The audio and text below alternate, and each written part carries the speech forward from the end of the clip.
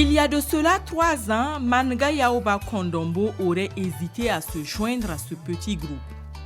Elle en a perdu l'habitude depuis qu'elle a 9 ans, l'âge auquel elle a contracté le Noma. La maladie l'a défigurée et pratiquement exclue de la vie de son village. Plus de 30 ans de brimades de toutes sortes ont meurtri Manga Yaoba Kondombo, qui maîtrise difficilement ses émotions en évoquant ces moments de sa vie passée.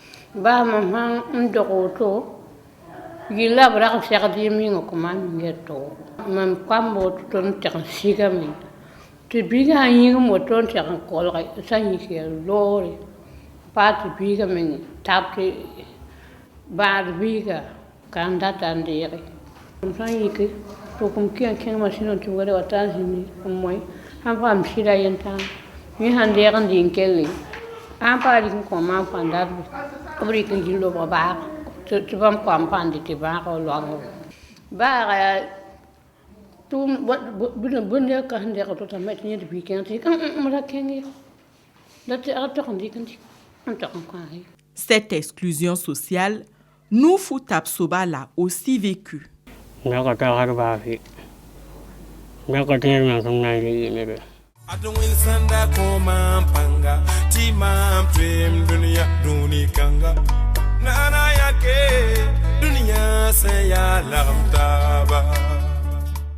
Pour Manga Yaoba Kondombo, le chemin vers sa nouvelle vie est passé par les mains du professeur Narcisse Zouetienga et des membres de l'équipe de la chaîne de l'espoir.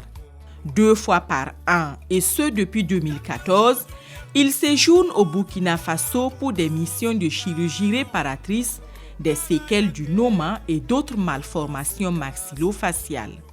C'est le fait d'avoir en soi le besoin d'aller aider d'autres personnes qui sont plus dans le besoin.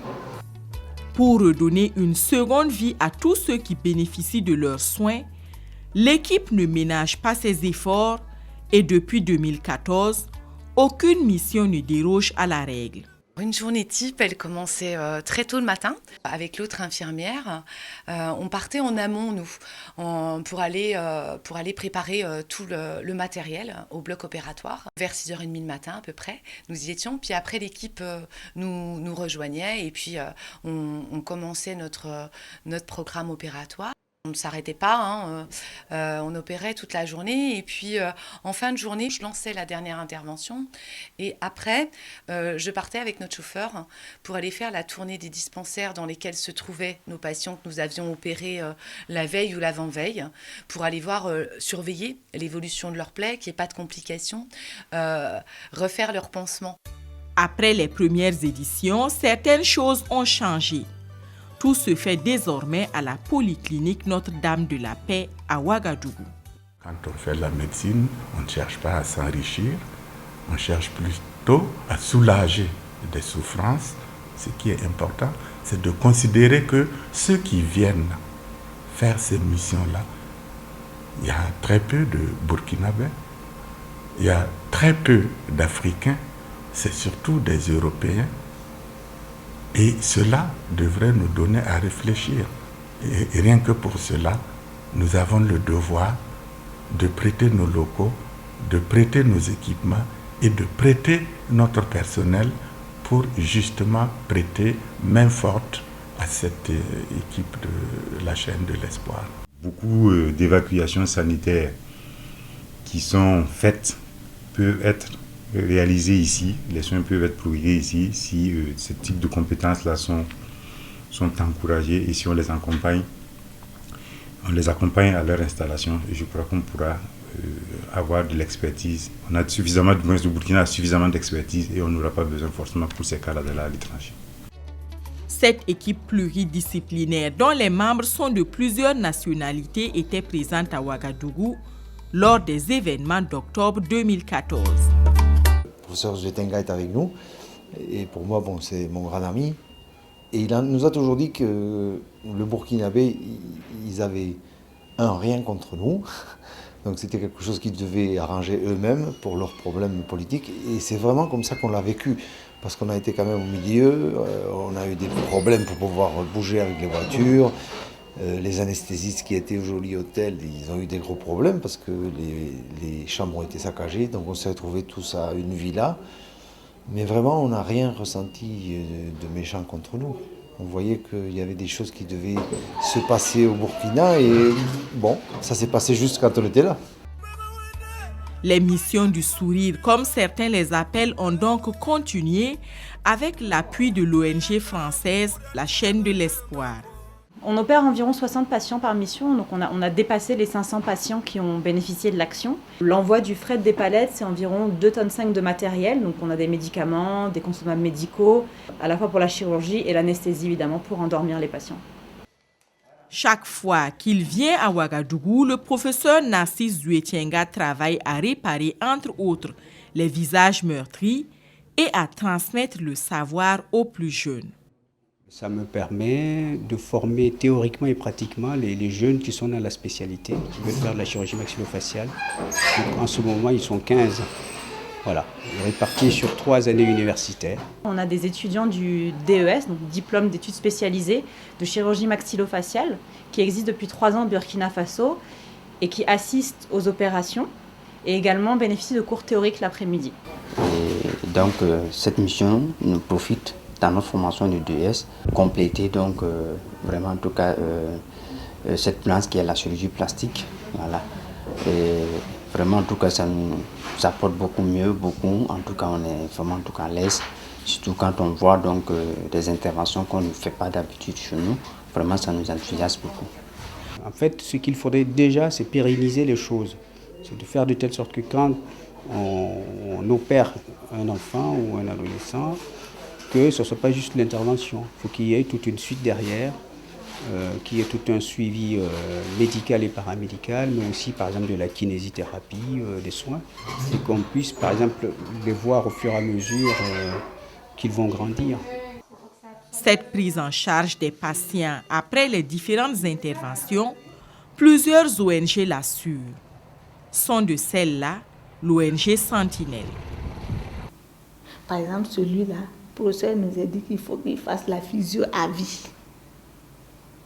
Voilà, il faut qu'il pense de temps en temps, au moins, même si ce n'est pas 4 fois par jour, même si c'est 2 fois dans la journée qu'il arrive à faire la physio. Voilà. Masser, et souvent ça laisse des brides à l'intérieur qu'il faut tirer sur les brides, masser, rouler, palper, pour qu'au moins ça puisse être mou, voilà, souple. Quand ce n'est pas souple, on ne peut pas ouvrir. Nous utilisons le beurre de karité pour les massages. Et après, nous utilisons que les trucs. Il y a des photos aussi, par exemple, ceux qui n'arrivent pas à ouvrir, à fermer, il y a des sifflets qui soufflent. Il y a des exercices, certains exercices aussi qu'on les montre, par exemple, ouvrir la bouche, essayer d'amener les lèvres, faire donner des bisous. Vous voyez, les Abeslan, ils portent ça pendant au moins 10 minutes. 10 minutes. Ils vont caler la bouche et la bouche va essayer de prendre cette position. En réparant les séquelles du Nouma, tous les acteurs espèrent que des jours viendront où aucun enfant du Burkina Faso ne souffrira de cette maladie.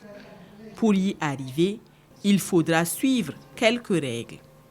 Il y a une infection d'apparence simple au départ, endobuccale, qui va se transformer en une infection dévastatrice de tout le visage si on n'arrête pas le processus très tôt.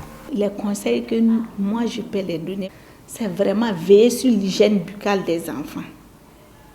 Et là, aussi le côté alimentation. Même quand on est pauvre, on peut souvent varier. Ce n'est pas forcément avoir de l'argent pour manger tout ce qui est bon. Non. Il faut souvent varier. Même si je mange benga aujourd'hui, demain, je peux manger du riz après-demain. Même le taux, il y a des sauces qu'on peut varier qui contiennent de la vitamine. Il y a l'hygiène, surtout l'hygiène bucco-dentaire des enfants, qu'il faut veiller. réveiller, surtout avant d'aller au lit. Il faut se brosser. Et dès qu'on sent qu'il y a des maladies ou bien quand un enfant est malade, il faut chaque fois aller dans un centre de santé. Ne pas arriver tard. Quand on arrive généralement tard, on aboutit à ce genre de problèmes-là.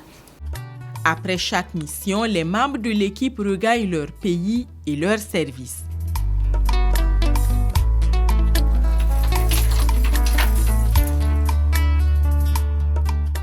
Le professeur Zuetienga, lui, retourne à Dijon, où il est le chef du service chirurgie maxillofaciale, chirurgie plastique et chirurgie de la main.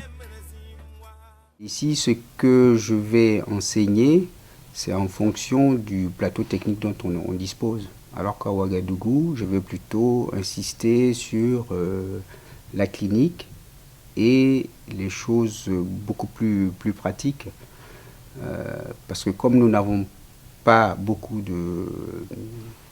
d'instruments à Ouagadougou qui permettent de faire le diagnostic, il faut que le médecin soit très fort au niveau de la clinique pour pouvoir diagnostiquer. Parce qu'après tout, il y a encore quelques années, la clinique permettait en France aussi de faire les bons diagnostics. Et qu'est-ce que vous répondez à ceux qui disent et pensent que l'enseignement en Afrique est au rabais par rapport à ce qui se dispense en Europe, par exemple? Je ne pense pas que cela soit vrai, puisque l'enseignement, en fait, va être adapté à la localité. Je pense que si on m'amenait dans la campagne au Burkina Faso, je serais probablement moins efficace pour soigner certaines pathologies que je n'ai pas l'habitude de voir. Hello! Je suis en pleine forme, merci. En vas-tu? Peux-tu lever le bras droit, Pepper? Ok, je lève le bras droit.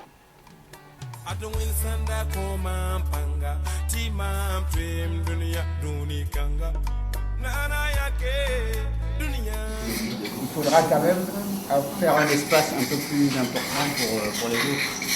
Pour les ankyloses. Hein. Oui. Voilà. Là. Oui, plus large. Moi-même, personnellement, j'ai eu à bénéficier. J'ai beaucoup eu à bénéficier donc, des soins de professeur.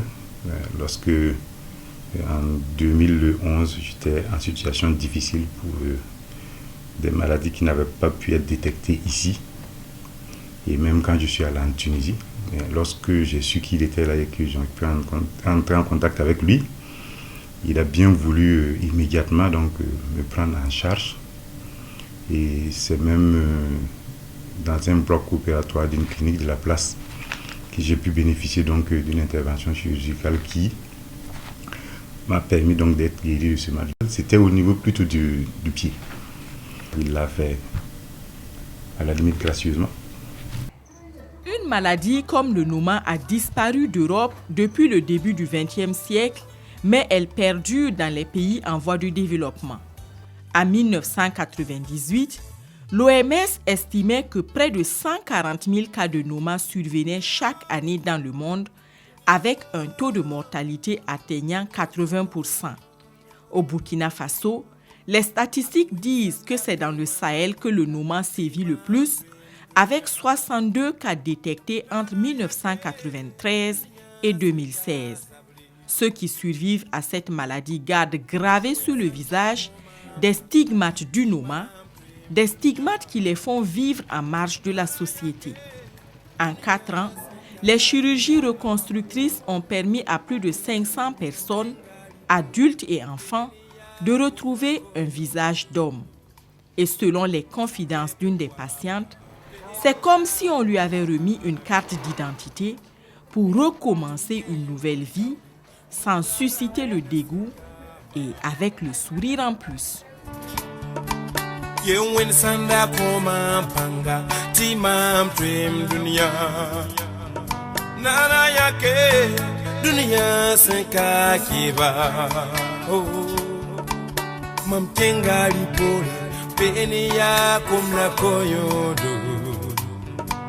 Tamlebe wabaga beni ya ni malaga